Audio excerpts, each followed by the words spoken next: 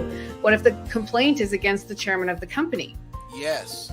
What if it is a sexual assault complaint? Let's just use that as an awful example. But after the Me Too movement, this is something we talk about more, which is a good thing. So that is very hard. How does an HR person who gets landed with this proceed, right? This is very dangerous territory. They may have a fabulous relationship with the CEO, or they may have a terrible relationship. And how do you stay proactive in such a tenuous situation? Welcome to MetaGagement, the HR show that dives deep into the heart of employee engagement and workplace culture. Your hosts, Ann Scottlin and Dr. Lyman Montgomery, bring you a groundbreaking show that explores innovative strategies and insights to transform and elevate your organization's HR practices. Dr. Montgomery is an employee engagement expert and best-selling author, while Ann Scottlin is an acclaimed business consultant and podcaster. Together, they will unpack the complexities of modern HR challenges and reveal innovative solutions that can be immediately applied to your workplace. Please welcome Ann Scottlin and Dr. Lyman Montgomery. Welcome back to MetaGagement-HR. This is your go-to podcast for cutting-edge human resources strategies. I'm Ann Scottlin alongside the Dr. Lyman Montgomery. How are you, Dr. Lyman? Hey, I'm doing great. And yourself? I am good. I'm so thrilled to be here today and also to share another episode in this series on conducting workplace investigations. And today's topic, gathering the facts, which I think is so useful, collecting evidence, evidence collection and analysis. This is really crucial to leading to fair and accurate conclusions. Why is that so important? Well, I think it's important, number one, to make sure that you have the true story. A lot of times when it comes to workplace investigations, it can be scattered. You got different versions of the truth. It's almost like the old saying, if 3 people see an accident, you will end up with 6 versions of that accident. And so you want to make sure you gather all of the facts, the what, the where, the how, sometimes the why, not always, but you want to make sure that you do your due diligence in making sure you have as much facts as you can gather initially. So true. And today we're going to cover everything from types of evidence that you should be collecting to how to analyze it effectively. So for all of those of you tuning in today, watching or listening, thanks again for being with us here on MetaGagement. Please like and subscribe. Shoot us your questions. We're thrilled to have you, and we always like to hear from you. So with that said, let's jump straight in to evidence collection and analysis. Let's start with types of evidence and how to collect them. So if I list here several kinds of evidence, and then we can go into it, of course, Yes. We have physical evidence, we have testimonial evidence, we have preserving evidence? Right. That's where you basically want to make sure that when you preserve evidence, that you have what they call chain of custody. You also have what's called digital evidence, where electronic surveillance, tape recording, companies may have a policy where they can look at your computer where you've gone, looking at the history on your browser history. Even if the company has, for example, cell phones, they can look at your cell phone records to also discover if there were text messages or voice messages. And this, again, if it's a company phone. So Perfect. Yes, physical evidence is basically where it's something physical, like a cell phone that maybe you can look at. Digital being more of stuff that's in the cloud. And again, this pertains to laptops, company-owned cell phones, tablets. It could also be your computer server as a digital footprint that they can look at. Absolutely. So this is a great sampling of the different varieties. I think I just thought I had read a typo there. I was like, am I speaking Greek here? What's happening? It's like, I love it when that happens. I have my own set of bloopers now. So let's start digging in just briefly here to the documents and records specifically. What do we want to look for, and how do we gather that relevant documentation before we even get to the other evidence? Yeah, let's start with like physical evidence. Let's say, for example, there was a violent or threatening behavior where a person threw a mug at someone. That mug that was thrown at a coworker in a bit of rage or fit of rage would be an example of physical evidence. Another example, when you're looking for physical evidence, maybe they wrote a note that said, hey, if you tell on me, I'm going to make sure you get fired. That note is physical evidence. So anything that you can physically touch is considered physical evidence. It could be clothing. It can be, like I said, an object that was thrown. It could be property that was destroyed. Let's say you're in the break room and someone gets mad and they, kick the trash can. That trash can is now dented up, but still university, or let's say the workplace property. That's considered physical evidence. And you want to make sure that you secure that in a safe location because it could come up in, let's say, a criminal investigation. So you want to make sure that you secure the physical evidence that you've gathered in the course of your investigation. Perfect. And then we have to really be careful of our witness statements, of corroborating testimonies. Testimonial evidence is tremendously important. And in this case, we're still talking about, at this point, still in-office practices, or even the third-party consulting in office. That is correct.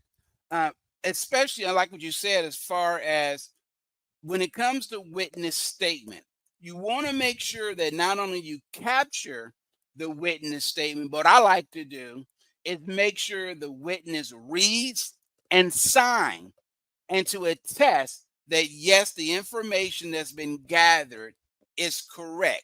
Oftentimes, you will have a witness give a statement either verbally. It's better to have them write a statement out. But let's say you're dealing with someone that's highly emotional, they're upset, and they might say, give me a couple of days. Well, you don't have a couple of days. In cases where the person is unable to write out a statement, then it's best that you take their statement, have them give it verbally, and you transcribe it, but then make sure that the witness have an opportunity to read over it, make sure that you've captured everything correctly. And here's something that most people forget, Ann: sign and date it. I have seen a number of witness statements that are signed, but there's no date. And it's kind of hard to go back and say, I think it was on. That's when you see them say, on or about. That's because you don't have a date. You want to make sure you have a date. Well, I mean, and that's kind of, Detective 101, if any countries out there in the fantasy world of TV detection, right?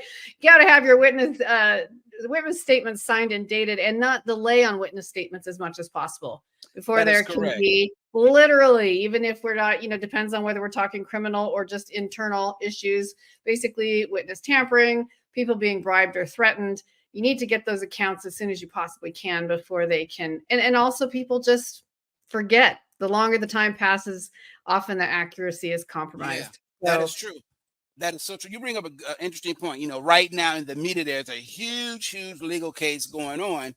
And this one, I won't say the name, but this one very high powerful individual in the music industry was denied bail in part because they found out that this individual had contacted a potential witness over 50 times. They called this potential witness in an investigation over 50 times. That in and of itself can be deemed as witness tampering or interfering with an investigation. And so it's very important that, let's say, the person being accused, that you let the person know not to have any contact with anyone as long as this case is going on, because it could be viewed as retaliatory, especially against witnesses. And we're seeing that played out right now in the media, where an individual contacted a potential witness, I believe over 50 times in a day. And that's a bit excessive. That's astonishing. Very good. Yeah, very good point that you raised. 60 times. Yes. And And then preserving evidence, like, and we've already talked about different kinds of evidence, and we'll talk a little bit more like digital and data.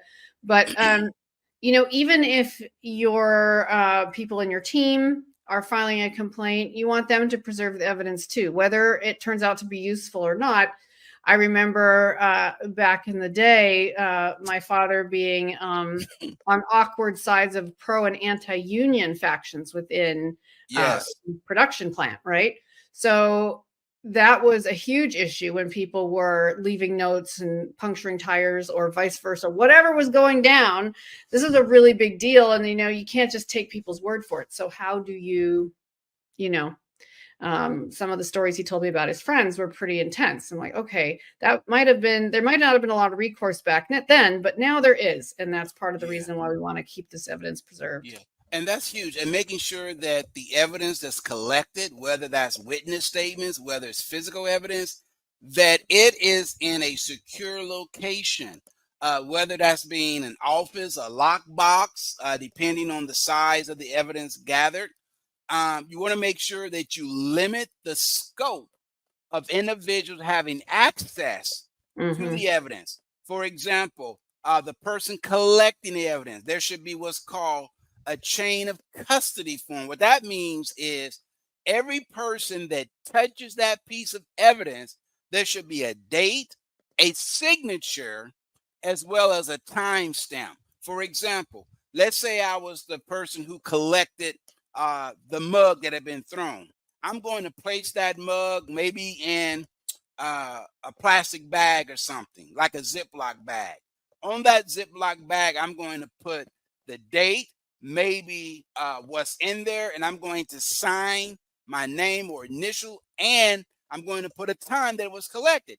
So when, let's say 2 or 3 weeks from now, when I'm doing my final report, I can say and look at that and say, oh, mug was collected in the break room, left side of the break room next to the counter or something like that, collected by Lyman Montgomery, date, and the time. And so now I have a complete record of all the evidence that's been collected in case it's challenged. Because when you have a break in that chain of custody, this is where things can go awry. I say, well, wait a minute. You said you collected the mug on Monday, but the report says Thursday. So when was it? So you want to make sure that your dates match. Yes, and if it is documents, as you suggest, having a cover sheet where anyone who is permitted to see it has to sign and date it before they're even allowed to open a file, so that it's absolutely clear and there's no question who has and hasn't been tampering or observing the contents. Right, and that's important because if you limit the scope of the individuals that have access, let's say you only have 2 or 3 people, then the more tighter that circle is, the less discrepancies you have because you've been able to secure it, preserve the evidence, and only 2 or 3 people had access to it. Now, even let's say you have 2 or 3 people that have access, whenever evidence is taken out, let's say of an evidence room, or some people call a evidence file, if you don't have a room, you want to make sure that there's also a transmittal that says, oh, removed evidence from the locker or from the cabinet or the file to do a report, and the timestamp again. So whenever you touch it, you want to make sure there's documentation that corroborates the individual by name, time, date. And so we know whenever that information was handled, who handled it, what time they handled it, and the date that it was handled. That's perfect. And when we come back from this commercial break, we're actually going to then go to part 2. So analyzing and evaluating all this evidence that has been collected. Now, what do we do it? We have it. Now, what do we do with it? That's the big question. So we're going to run the commercial break. When we come back, please stay tuned. We're going to be talking about that. In the meantime, please like, subscribe, share this link with a friend who would love this content, and we'll see you back here in a moment. Are you ready to elevate your team and organizational effectiveness? Dive into the focused Meta Mindset 5 Persona Types Architecture Assessment and discover your unique superpower as a leader or team member. Whether you're a fearless cheerleader, diligent construction worker, calculating chess player, commanding commander, or analytical chemist, this journey of self-discovery will highlight your strengths, sharpen your focus, and propel you towards success. This isn't just a quiz, it's your pathway to unlocking and embracing the potential that will transform your organization. Ready to find out your persona type? Head over to MetaGagement.com to take the assessment now.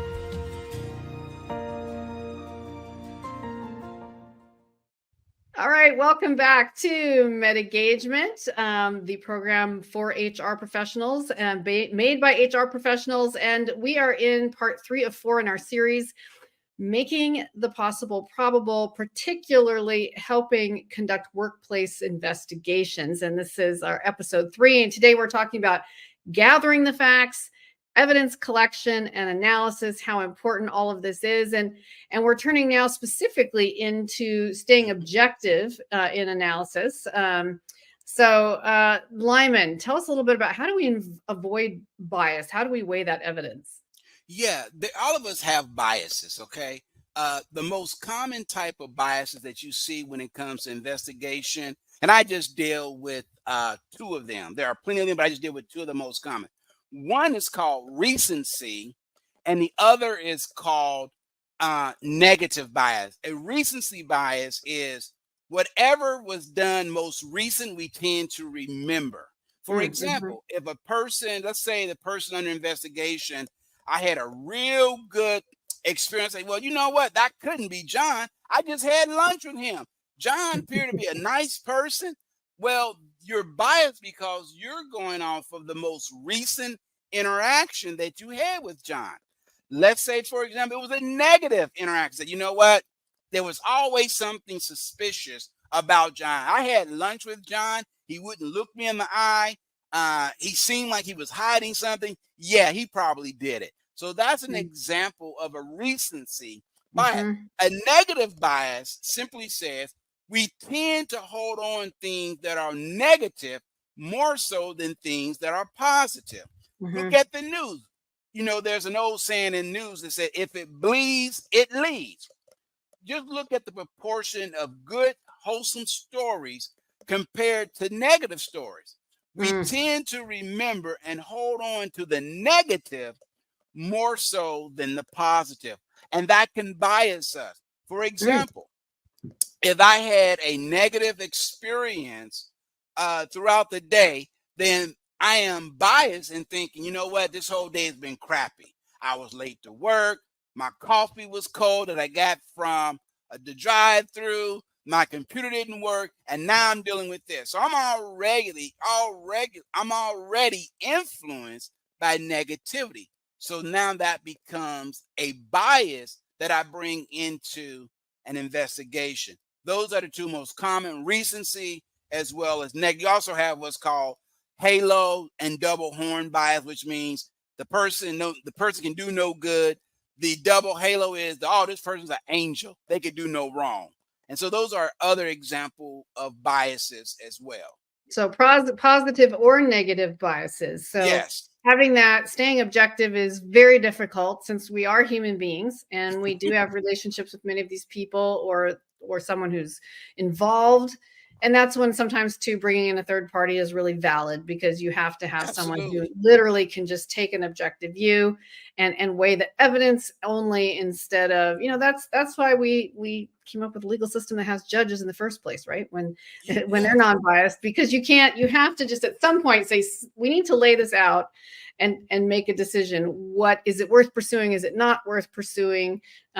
What is the purpose without feeling, what if the complaint is, and, as we've talked about before, I used to work in Hollywood. So what if the complaint is against the chairman of the company? Yes. What if it is a sexual assault complaint? Let's just use that as an awful example. But after the Me Too movement, this is something we talk about more, which is a good thing.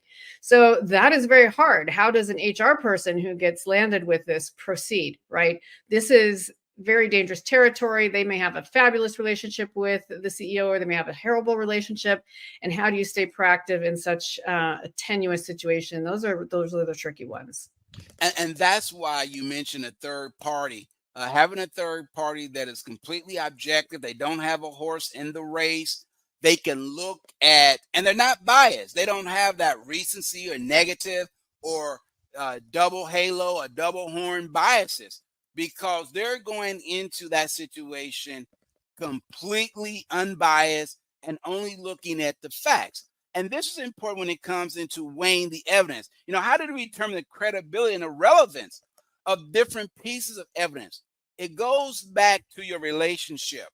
And that relationship contingent upon, is it more likely than not that based on what you know, that this person could have done X, Y, Z?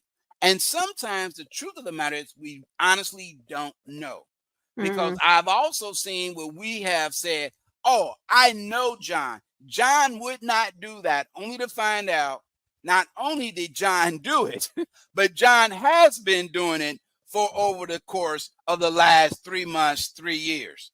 I had an ex-husband like that. Oh, wait, did I say that out loud? Okay. Moving on.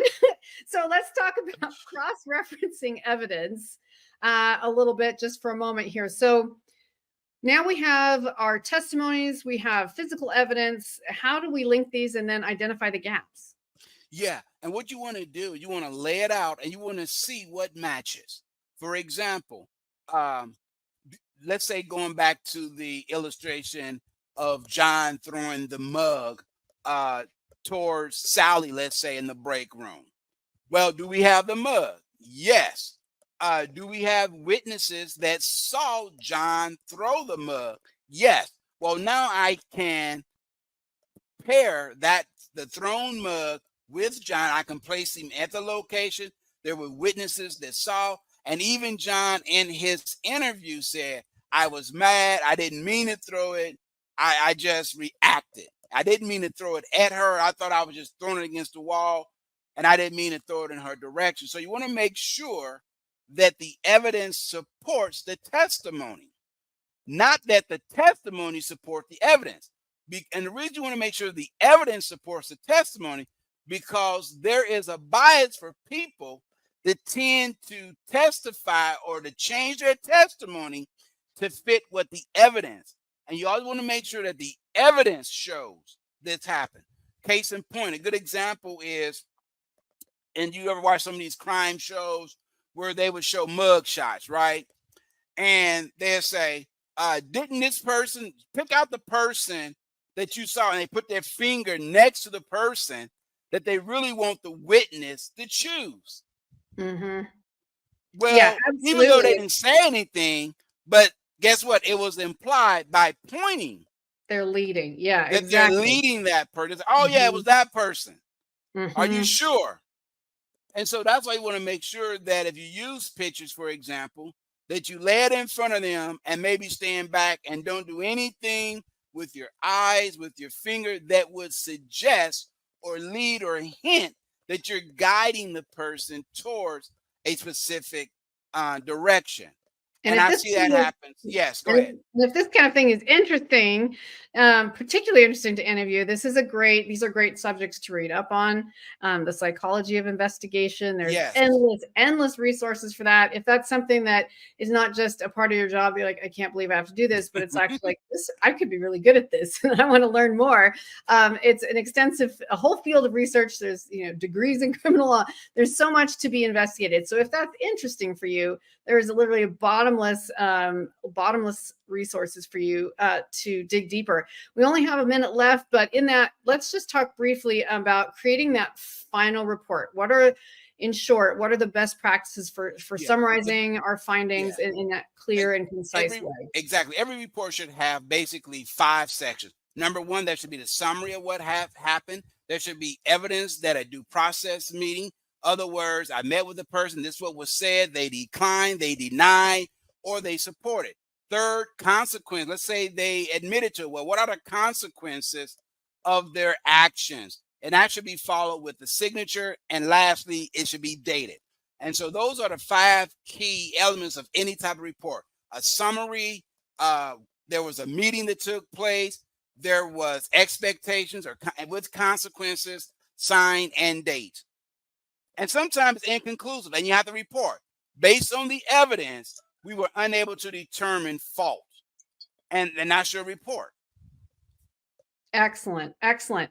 And we just want to thank you all for joining us here today. So we have one more in this 4-part series on conducting workplace investigations here on MetaGagement-HR, making the possible probable.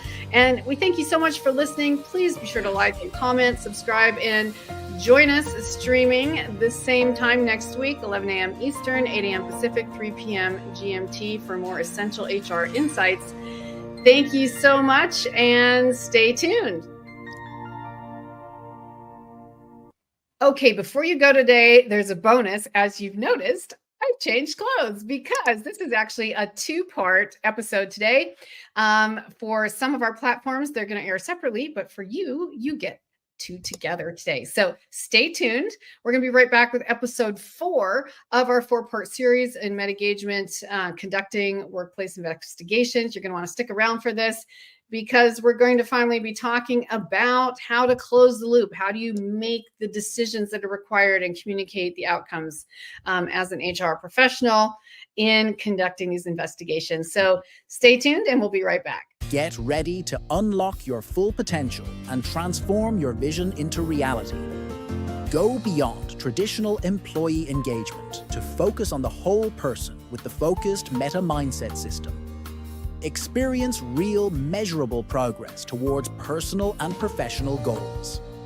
Dr. Lyman Montgomery and Anne Scottlin provide tailored guidance and support to help you overcome obstacles and thrive.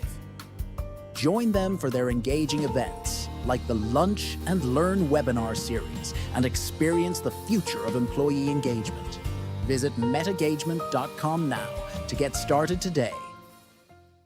Hey there, welcome back to HR MetaGagement. So glad you are here with us for this show and this final portion of our really fabulous series right now that we've been doing called Conducting Workplace Investigations. And these investigations are so important to a healthy HR department and how to really be proactive in your job and don't make the mistakes others have made. Learn it right from the beginning. So as always, this show, MetaGagement-HR, is about making the probable possible. I'm Anne Scottlin. I'm here with my co-host, the wonderful Dr. Lyman Montgomery. Hello, Lyman. Hey, Anne, how are you doing? So excited about this final installment of Workplace Investigation, how we bring it all together.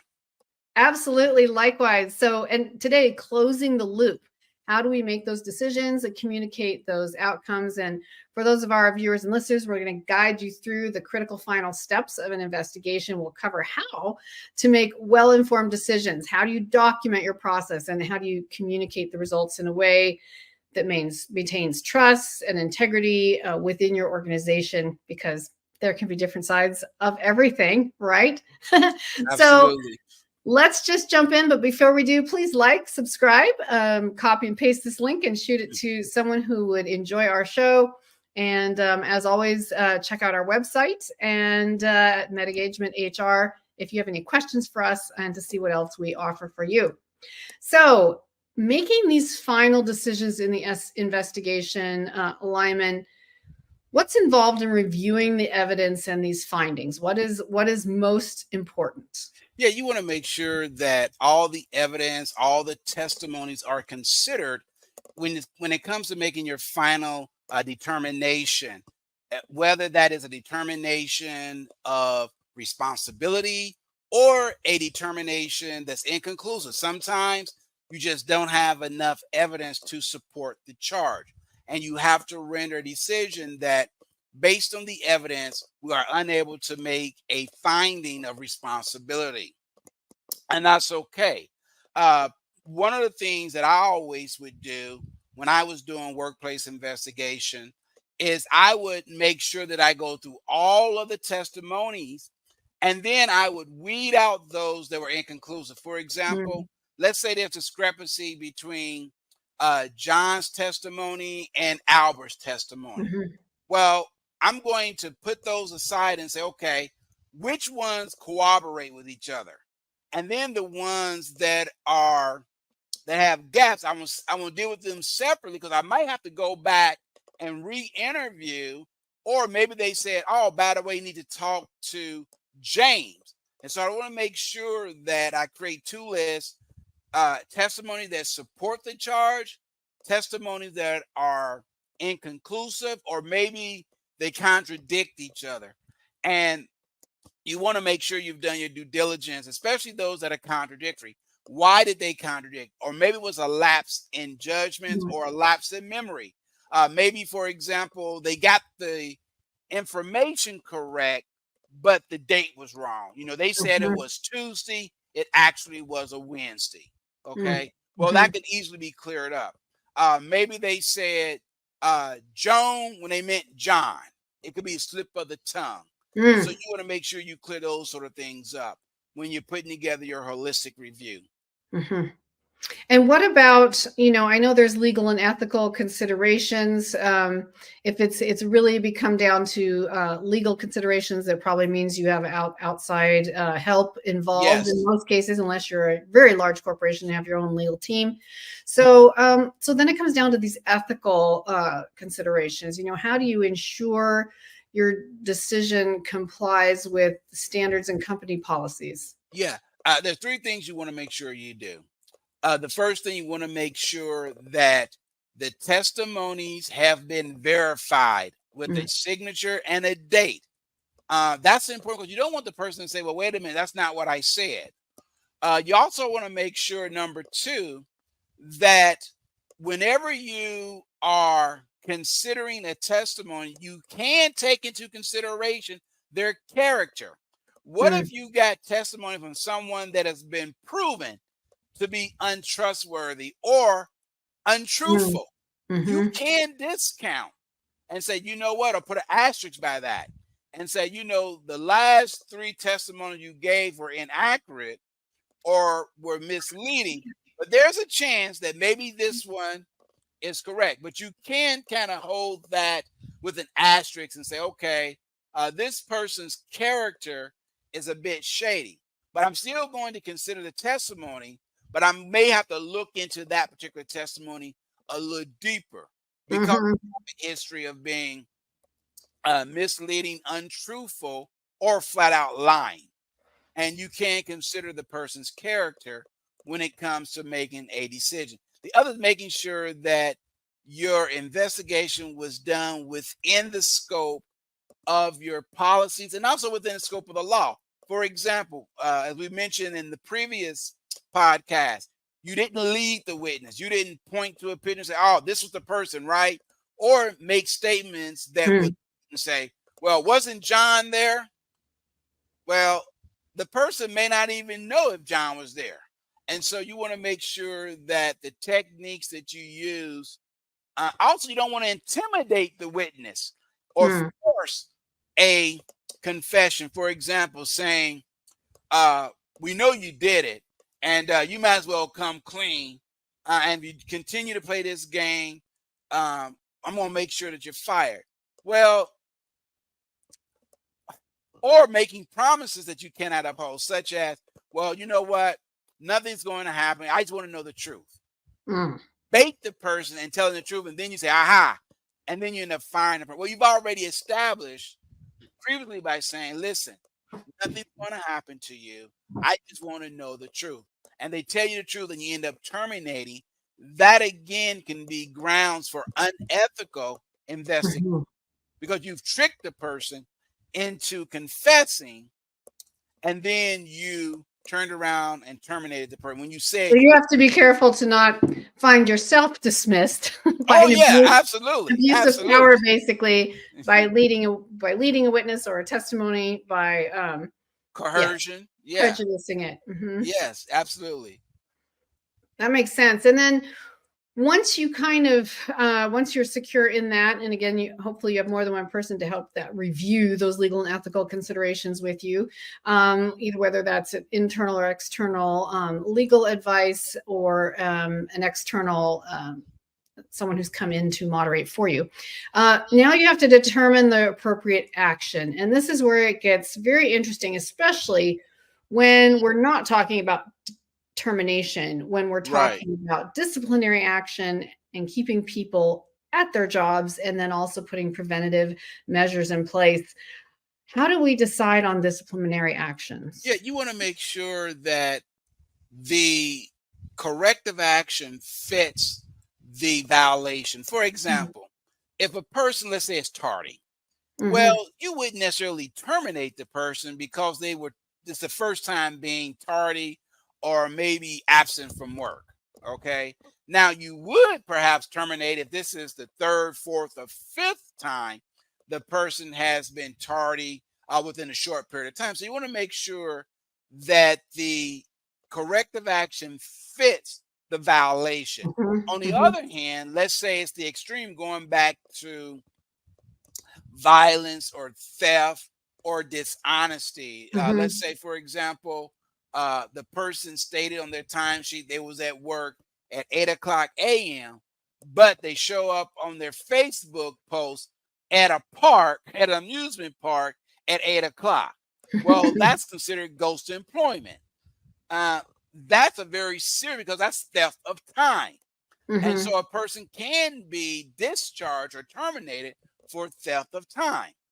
And Mm-hmm. so again, you want to make sure that you have clearly stated policies. That's why if you notice in most corrective action, they will say uh, continued violation of this policy may result in further corrective action up to and including termination of your Mm-hmm. position with XYZ. That's kind of like common HR Mm-hmm. language that gives them a broad range that says, yes, you could be terminated, or it could result in further corrective action. Now, some companies have what they call progressive disciplinary, where they may go with a verbal warning, a written warning, a final written warning, and then termination. Mm-hmm. So that is a helpful way to proceed. And in some cases, there is company policy and procedures for Yes. them. So, obviously looking into that. Uh, and then let's say that a satisfactory disciplinary measure has been made. Then what? How do we prevent this from happening again? How do we use these findings to really implement measures that prevent future Yeah. problems? You want to make sure that when you write your corrective action, that in somewhere within that document should be expectations going forward and the consequences. This is perhaps the biggest frustration with management. They are very good as far as the expectation, but there are no consequences. So the person says, well, you didn't say what would happen if I continued to be late or if I continued this behavior. So you want to make Mm-hmm. sure there are consequences. So the person knows if you continue this behavior, there are going to be consequences for continuing to violate policy, exhibit these negative behaviors, insubordination, threatening behavior, et cetera, et cetera. And so that's what you want to make sure that you do. Now, the truth of the matter is, even with that, people still violate.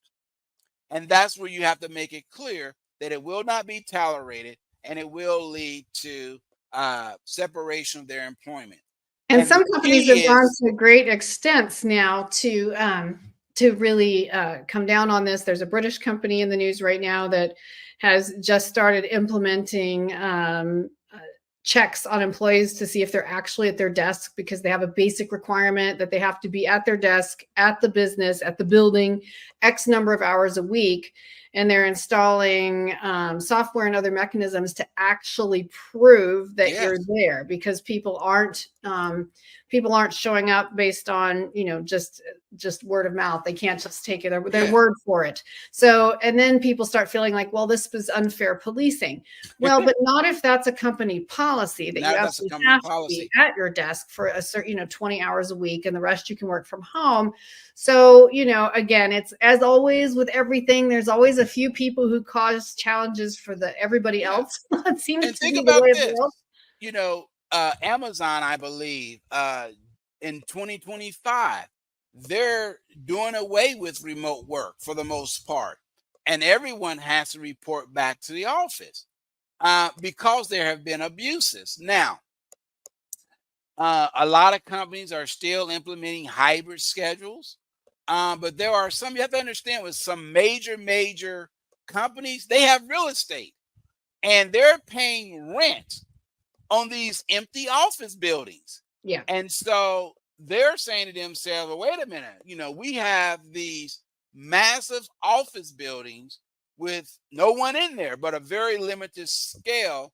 So it makes sense for them to say, hey, we need people to come back to the office. And to your point, it's easier to manage when people have one location. I can physically see that John and Lyman and Sal, they're at their desk, as opposed to, well, they should be at their monitor at home, but I don't know. They could be, have their laptop and they're at the amusement park somewhere or on vacation.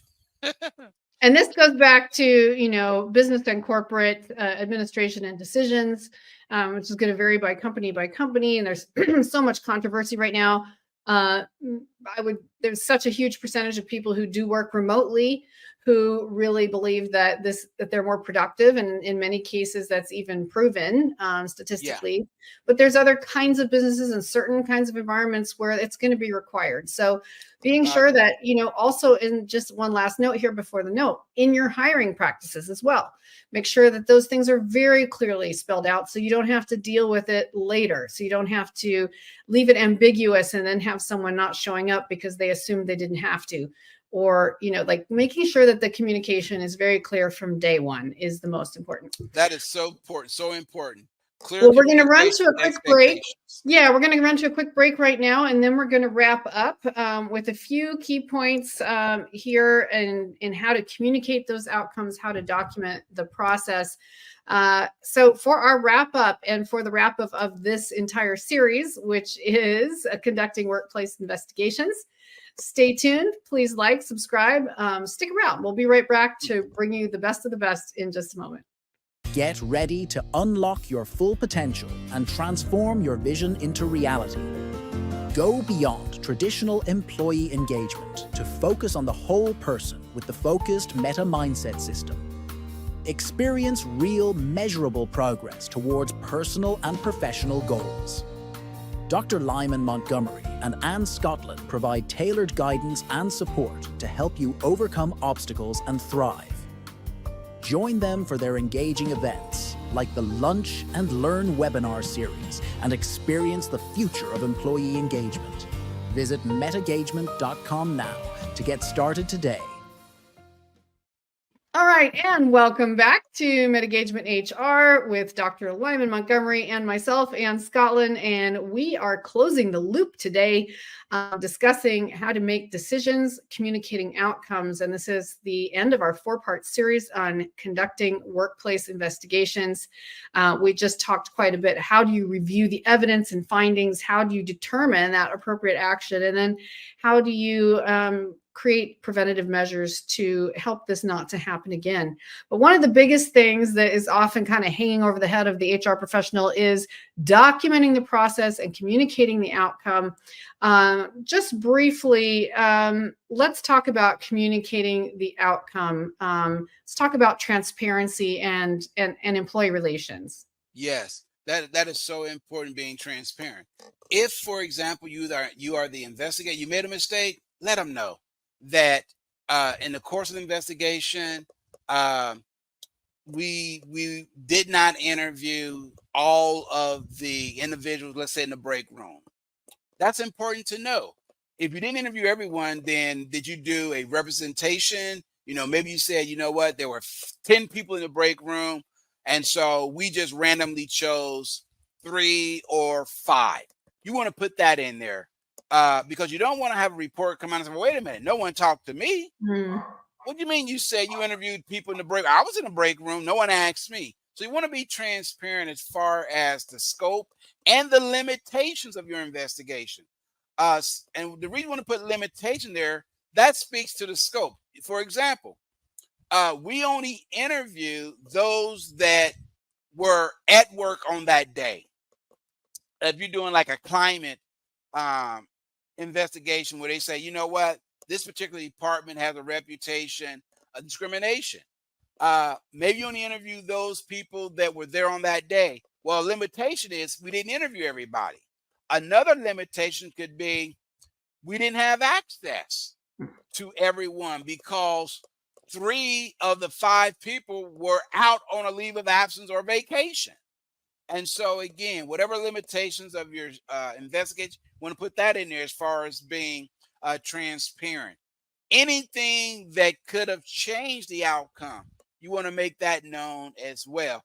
Now, let me say this real quick.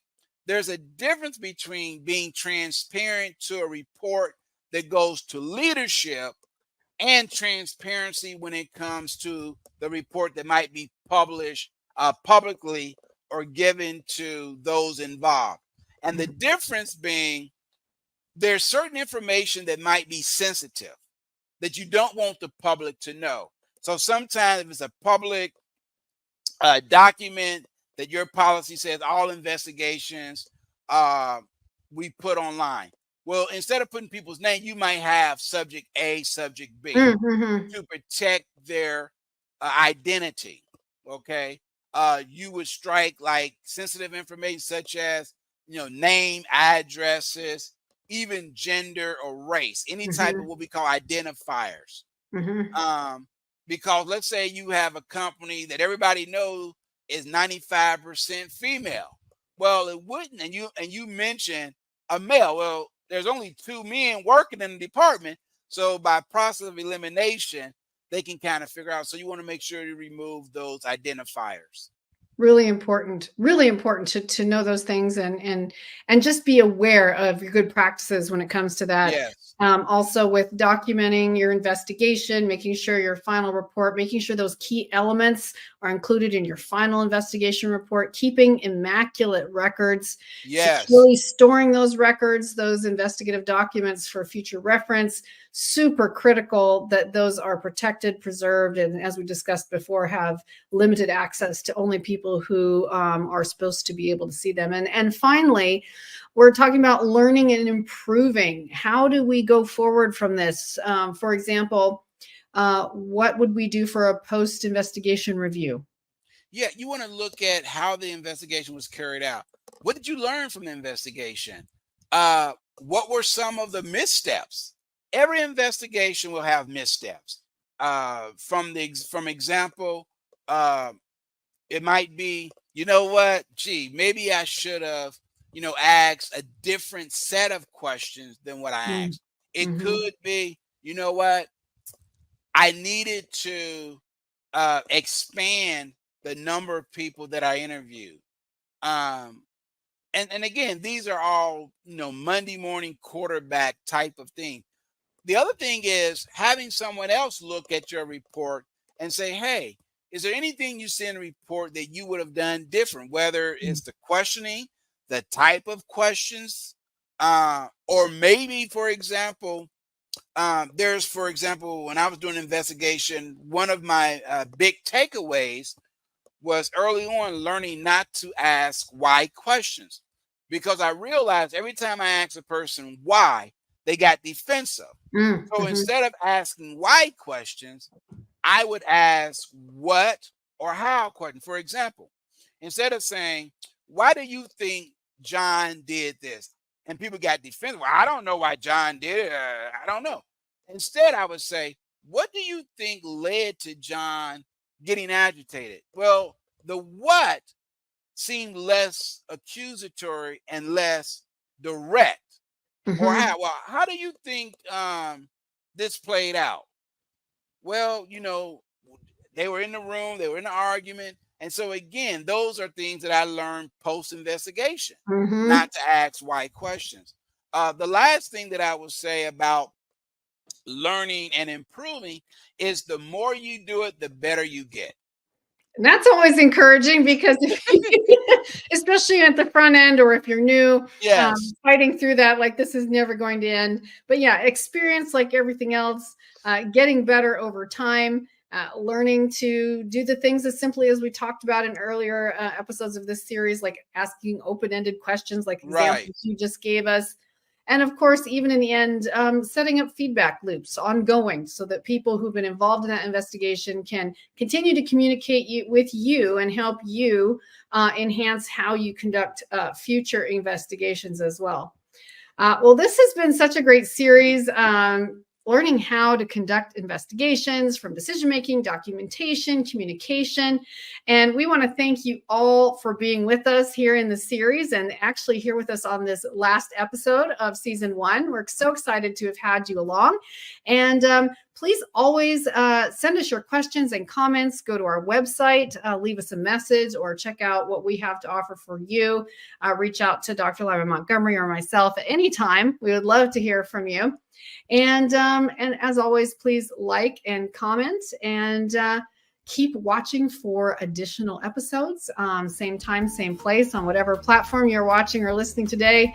Lyman, any final words today? It's always a pleasure doing these podcasts, but also to those out there that are HR professionals and those that have HR responsibilities. We hope that these have been beneficial, relevant, and pertinent to help you do your job much better. Amazing. And as always, Dr. Lyman Montgomery, until next time, thank you, everybody. See you then.